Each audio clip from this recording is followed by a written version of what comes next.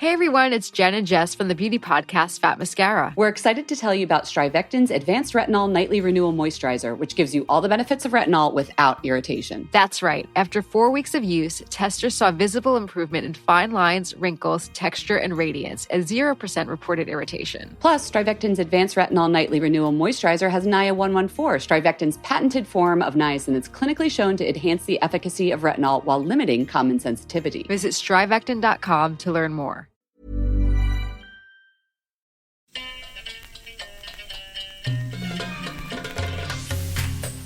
Hi, I'm Mija, or Binti in Arabic, and this podcast is about my family, those alive, those long gone, and those who are still dreaming.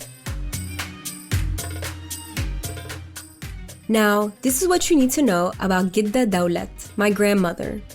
She loves knowing other cultures. She's an excellent cook, she's an optimist, and she can tell the future. Dawlat is my grandmother, Baba Abdu's mom. So here it goes, 10 minutes to tell her story.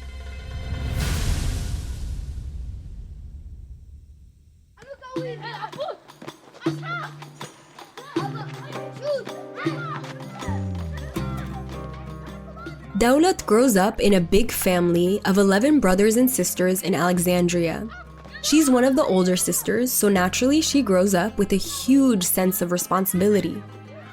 She's like a second mom, helping to raise the rest of her siblings. While her mom runs errands, Dawlat makes sure that her siblings pray, get dressed, eat breakfast, and are lined up for school in uniforms. Dawlat loves her family deeply. Still, at times, it gets a little crazy in their small home. And at those times, Dawlat takes a walk through the streets of Alexandria and makes her way to the port.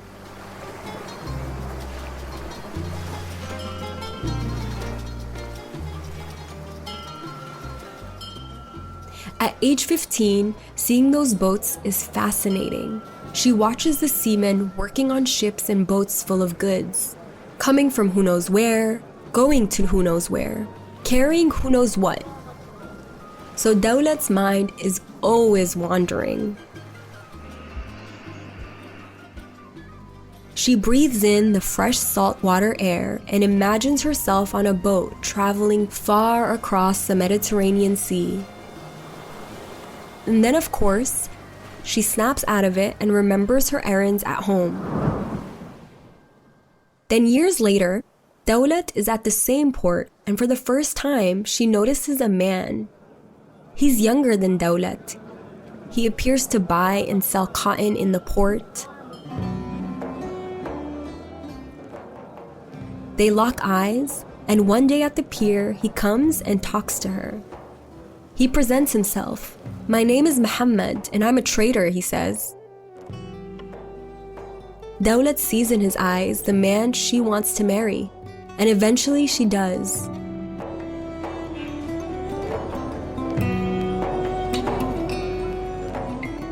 As soon as they move to their new house in El Ibrahimiyya, a neighborhood in Alexandria, Dawlat starts to live a different lifestyle. A lifestyle with no financial worries, a life of opulence and luxury. In this home, Dawlat gives birth to 4 children, including Abdu, my dad. Those first years, Dawlat raises them as she would never have dreamed, with comfort, time, and patience.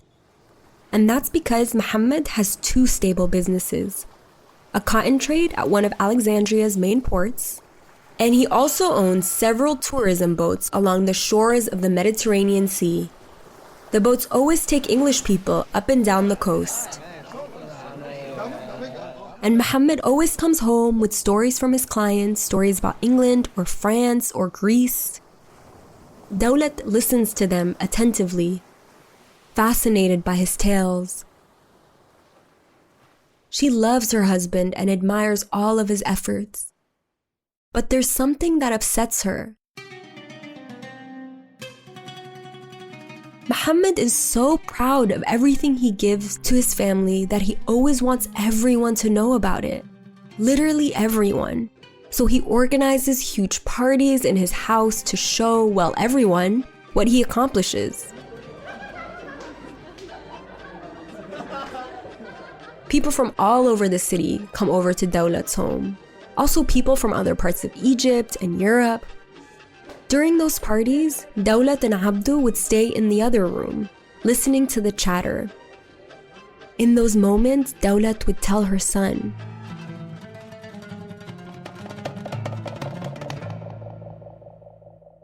"I'm afraid someone might give us hasad, Abdu."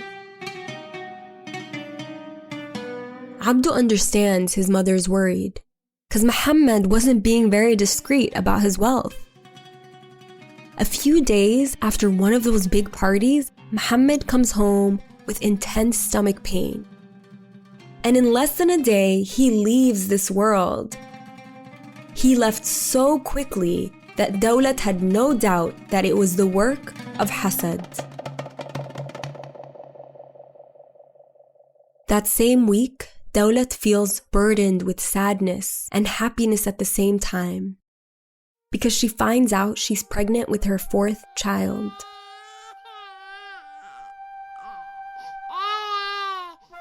Gidda Dawlat holds her head up high and raises her children on her own. She keeps Muhammad's tourism business afloat for a while with only one boat. It's a lot of work and Dawlat is exhausted. But she keeps a smile on her face because she is never really alone.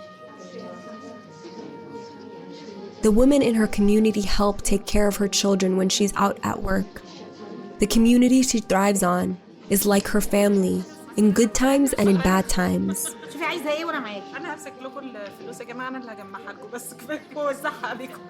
7 days after giving birth to her 4th son, the women of the neighborhood accompany Dawlat in the Subu'a ritual to give him a warm welcome.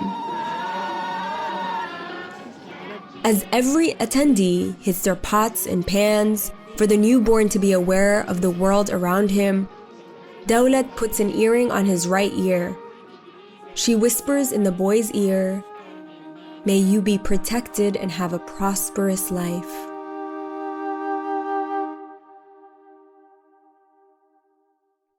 Abdu's younger brother is a few weeks old when Abdu starts noticing his mother's fatigue. He sees it in her eyes and in the way she falls asleep quickly when she sits anywhere. So Abdu makes a vow. Every day after school, he would go straight to work to help his mom with the boat. And so he does. He leaves school, heads up to one of the piers at the sea, gets in the boat and sings and plays the oud for the tourists.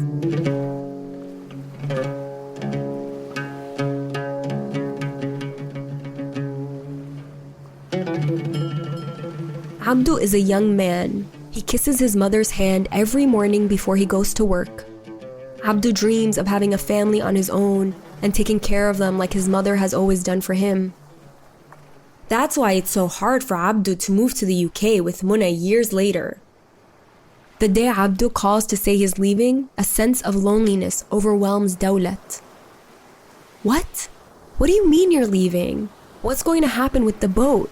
What's going to happen with you? I'll be here all by myself, she says. But something makes her change her mind.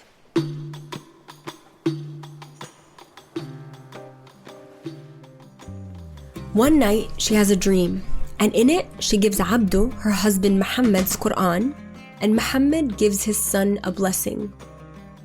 Dawlat wakes up to fulfill both parents' wishes. She says to Abdu, "London is a bridge to the world. Go on and travel for me."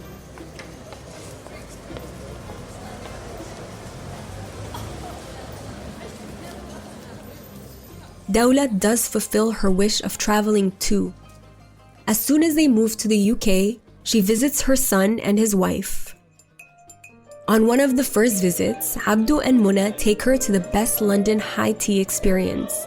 And Dawlat, well, she laughs at what she sees. Tiny croquettes, donuts, tiny sandwiches and pies, tiny everything. From then on, every time Gidda comes to London, she only has coffee. On one particular visit, she serves Abdu a cuppa. He drinks it. Daud looks at the grounds and reads the future.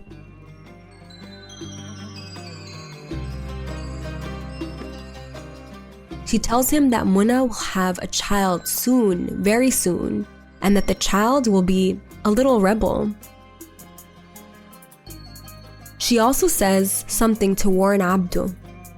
Do not impose your own ways.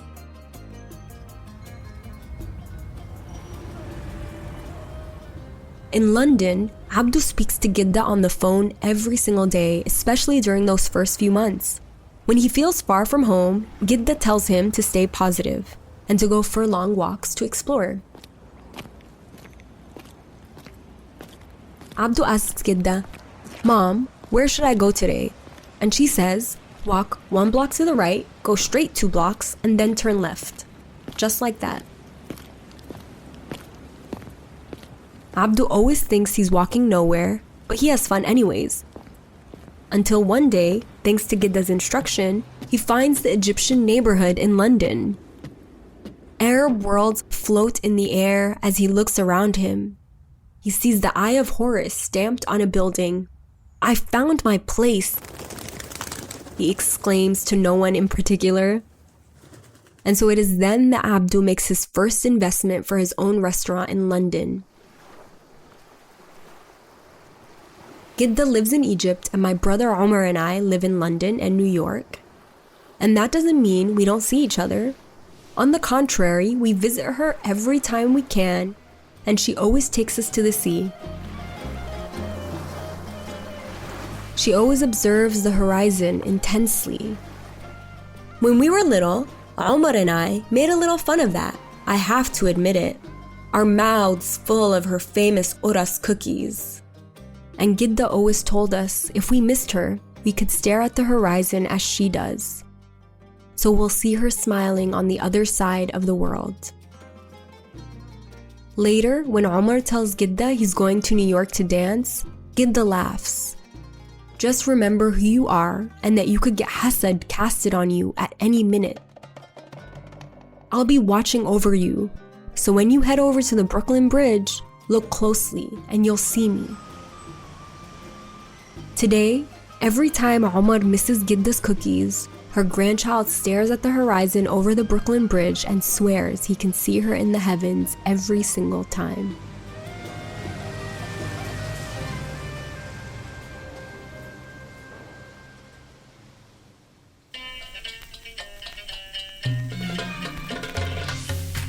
This podcast was produced by Studio 80. Story by Rana Abdelhamid and Mona El-Boghdadi. Creative Director and Executive Producer, Lori Martinez. Senior Fiction Producer, Maru Lombardo. Assistant Producer, Zeina Abuel Makarem. Associate Producers, Rebecca Seidel and Fadi Samitoson. Original theme song by Gabriel Dalmaso. Sound editors, Luis Raul Lopez Levi and Maru Lombardo. Special thanks to Sadia Asmatz and Alia Moro, who advised us on the Arab-Egyptian Londoner experience. In English, Miha was voiced by Rana Abdelhamid. Rana is also the founder and ED of a nonprofit organization called Malika, which runs self-defense, financial literacy, and healing justice programs, building safety and power for women around the world. You can learn more and support their work at malika.org. Our graphic designer for this season was Sebastian Marquez, and our social media manager is Lisha Lopez. This podcast is available in English, Spanish, and Arabic. You can find episodes from every version plus full transcripts on ochentastudio.com/Miha Podcast.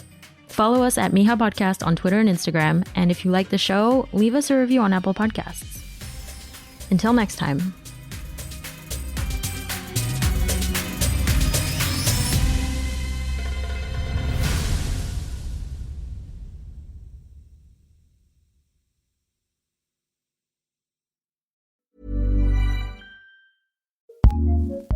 Acast powers the world's best podcasts.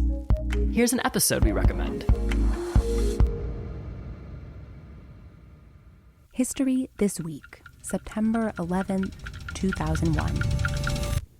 Captain Richard Thornton is piloting his ferry boat across New York Harbor when he sees 2 planes hit the World Trade Center. And that's when we pulled a 180-degree turn and we just headed south to the World Trade Center area.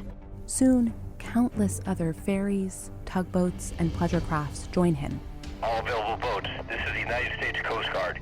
Anyone want to help with the evacuation of Lower Manhattan, report to Governor's Island. Find out how this heroic, impromptu rescue mission came together and how Captain Thornton sees it 20 years later on History This Week, available wherever you get your podcasts.